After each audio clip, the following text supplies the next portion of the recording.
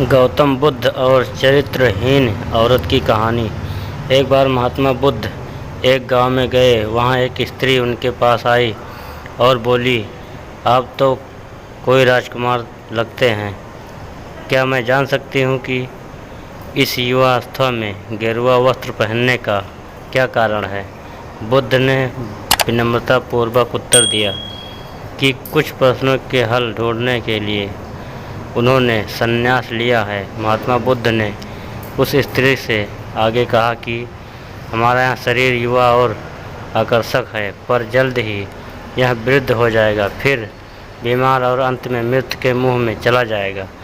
मुझे वृद्धावस्था, बीमारी और मृत्यु के कारणों का ज्ञान प्राप्त करना है।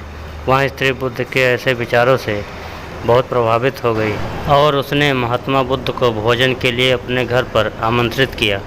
शीघ्र ही यह बात पूरे गांव में फैल गई। गांववासी बुद्ध के पास आए और उनसे आग्रह किया, आप उस स्त्री के घर भोजन करने न जाएं, क्योंकि वह स्त्री चरित्रहीन है और आप ऐसे चरित्रहीन महिला के घर भोजन करने ना ही जाएं तो ही अच्छा होगा। तभी महात्मा बुद्ध ने गांव के मुखिया से पूछा, क्या आप भी मानते हैं कि वह स्त्री चरित्रहीन है? तब वहां के मुखिया ने कहा कि हाँ बुद्ध, यह स्त्री बुरे चरित्र वाली है, कृपया आप इसके घर भोजन करने ना जाएं। फिर महात्मा बुद्ध ने सबके सामने मुखिया का दायां हाथ पकड़ लिया और उसे ताली बजाने को कहा। मुखिया ने कहा, मैं एक हाथ से ताली नहीं बजा सकता, क्योंकि मेरा दूसरा हाथ आपने पकड़ रखा है।